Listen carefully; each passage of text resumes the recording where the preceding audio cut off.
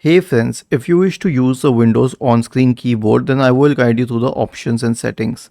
So the easiest method to open it is using the combination of Control, Windows key and O. So this is the on-screen keyboard and it is similar to the touch keyboard except that you can use it with your mouse. But here's the thing, why would you use the on-screen keyboard? You would only use it when there is some sort of a dysfunction with the original keyboard of your system.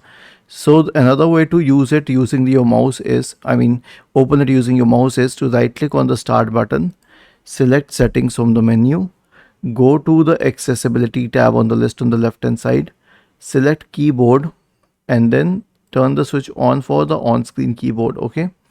And then you can type anything that you want to. You can turn the caps lock on, you can turn it off, you can do anything that you could do on your normal keyboard, and all you need to do is use your mouse for it.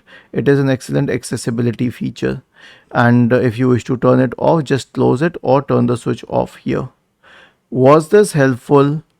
If yes, then please subscribe to our channel, and if not, then let us know in the comment section of the video on how we could help you further. Thank you for watching this video and have a nice day.